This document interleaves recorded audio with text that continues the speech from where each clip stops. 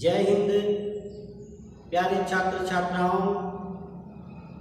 आज मैं हिंदी विषय में कक्षा 9 में पढ़ने वाले विद्यार्थियों के लिए पथ की पहचान जो उनके सिलेबस में है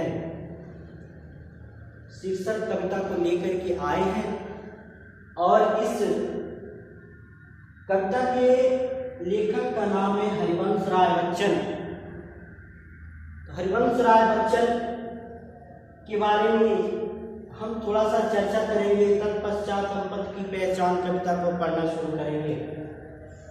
हरिवंश राय बच्चन का जन्म 27 नवंबर 1907 ईस्वी प्रयाग में एक कायस्थ परिवार में हुआ था। जैसा कि हमने यहाँ नोट कर दिया है, जो इम्पोर्टेंट चीज़ें हैं उसको हमने नोट कर दिया है। तो हरिवंश राय बच्चन का जन्म 27 नवंबर 1907 ईस्वी प्रयाग के एक कायस्थ परिवार में हुआ था। इनके पिता का नाम श्री प्रताप नारायण था, जो एक धार्मिक और संस्कारिक प्रवृत्ति के व्यक्ति थे। इनकी शिक्षा काशी में शुरू हुई थी और काशी से ही इन्होंने 1938 ईस्वी में अंग्रेजी विषय से एमए किया था और बाद में कैम्ब्रिज विश्वविद्यालय से इन्होंने पीएचडी की डिग्री हासिल की थी। इनका विवाह सन 1927 ईस्वी में श्यामा देवी के साथ हुआ था। श्यामा देवी कुछ ही दिन तक इनके साथ रह सकी, क्योंकि इनको यक्ष्मा एक रोग होता है जिसको दमा रोग कहते हैं। दमा रोग के वजह से इनकी पत्नी श्यामा देवी की मृत्यु हो जाती है।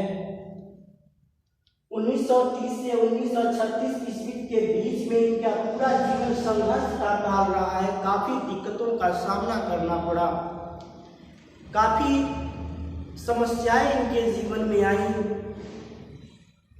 और इस समस्या से धीरे धीरे समझते समझते कुछ स्थिति अच्छी हुई और 1942 ईस्वी में इन्होंने पुनर्विवाह तेजी जी के साथ किया और 1942 में ही प्रयाग में इन्होंने अंग्रेजी विभाग में नियुक्त हो गए, विभाग देखना शुरू कर दिए। 1955 ईस्वी में विदेश मंत्रालय में हिंदी विशेषज्ञ होकर ये वहाँ पर चले गए। 1966 ईस्वी में इन्होंने राज्यसभा के सदस्य के रूप में इन्हें मनोनीत किया गया, जिसको ये शोभित हुए, यानी राज्यसभा का सदस्य 1966 ईस्वी में मनोनीत किए गए थे। तो ये इम्पोर्टेंट प्रश्न है कि राज्यसभा का सदस्य हरिवंश राय बच्चन कब और किस सन में हुए थे, तो 1966 ईस्वी में आप याद रखें। इस प्रकार इनकी मृत्यु 18 जनवरी 2003 ईस्वी को हो गई। प्रश्न ये पूछता है कि हरिवंश राय बच्चन का जीवन परिचय दीजिए तथा साहित्यिक परिचय भी कीजिए। साहित्यिक परिचय में क्या लिखेंगे? चूंकि इनका नाम हिंदी के उन श्रेष्ठ कवियों में है जो काव्य कौशल से राष्ट्रभाषा के स्वरूप को भव्यता, सरलता, सहजता, व्यवहारिकता, मधुरता, अनेक प्रकार के अच्छे गुण को अपने काव्य में लिए हुए ये दिखाई पड़ते हैं, दिखाई देते हैं।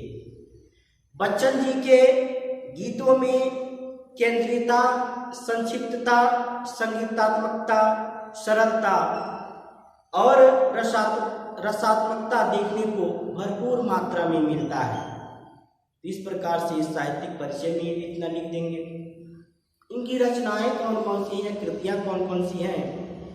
तो प्रथम काव्य कृति 13/12 ईस्वी में ये प्रकाशित हुई थी। तो बच्चन जी की प्रथम रचना कौन सी है? तो 13/1932 ईस्वी में। इसके बाद से मधुशाला, मधुबाला, मधुकलश, निशा निमंत्रण, एकांत संगीत, आकुल, अंतर, हलाहल, सतरंगिनी, मिलन, यामिनी, प्रणय पत्रिका और खादी के फूल, बुद्ध के नाचघर, आरती और अंगारे, सूत की अलसा, ये सब इनकी प्रमुख रचनाएं हैं या कृतियां हैं। भाषा शैली में लिखेंगे बोलचाल भाषा, सरल, सरस, मधुर, गीत शैली, गीत पद्धति, प्रतीकात्मकता, लाक्षणिकता, संगीतज्ञ या संगीत के रूप में लिख सकते हैं इसको। संगीत से भरपूर चित्रात्मक शैली, बिंबात्मक शैली आदि इनकी रचनाओं की विशेष ये पहचान रही है। इसके बाद से इतना लिखने के बाद से ये 2 नंबर आपको पूरा मिल जाते हैं। तो हरिवंश राय बच्चन के जीवन के बारे में थोड़ा सा यहाँ पर अध्ययन कर लीजिए, ठीक है। तो आप चाहें तो हरिवंश राय बच्चन के जीवन परिचय को सरसरी निगाह से नोट करने के लिए आप बोल सकते हैं कि हरिवंश राय बच्चन का जन्म सन 27 नवंबर 1907 ईस्वी प्रयाग के कायस्थ परिवार में हुआ था। एक संपन्न परिवार के जन्म लिए थे। इनके पिता का नाम श्री प्रताप नारायण मिश्र, जो धार्मिक और संस्कारी प्रवृत्ति के व्यक्ति थे। इनकी शिक्षा काशी से प्रारंभ हुई थी और 1938 ईस्वी में अंग्रेजी विषय से इन्होंने एमए किया। बाद में कैम्ब्रिज विश्वविद्यालय से इन्होंने पीएचडी की डिग्री हासिल की। इनके जीवन में बहुत सारे उतार चढ़ाव आते रहे, जिसका सामना वो करते रहे। इनकी शादी 1927 ईस्वी में श्यामा देवी के साथ हुआ, लेकिन शादी के कुछ ही दिनों के बाद से इनके जीवन में एक विपत्ति का पहाड़ टूटा और 1936 में इनकी पत्नी श्यामा देवी यक्ष्मा रोग से ग्रसित हुई और इनकी मृत्यु हो गई। ऐसा देखने को प्रमाण मिलता है कि हरिवंश राय बच्चन का जीवन 1930 से 1936 ईस्वी तक हमेशा कष्ट से ही भरा रहा। बाद में स्थिति में सुधार हुआ और धीरे धीरे ये अच्छे अपने आप को मानना शुरू कर दिए, देखना शुरू कर दिए, अंतर्मन से प्रसन्न चित्र आने लगे। तो बाद में 1942 ईस्वी में तेजी जी के साथ इनका दूसरा विवाह हुआ और 1942 में ही अंग्रेजी विभाग में ये नियुक्त हुए थे। कहाँ? प्रयागराज में। 1955 ईस्वी में विदेश मंत्रालय में हिंदी विशेषज्ञ होकर के वे वहाँ पे चले गए। 1966 में राज्यसभा के सदस्य हुए।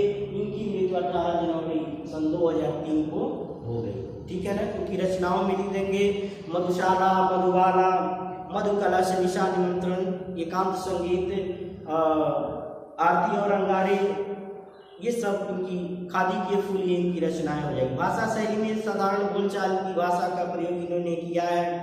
सरल, सरस एवं मधुर गीतात्मक शैली का प्रयोग किया है।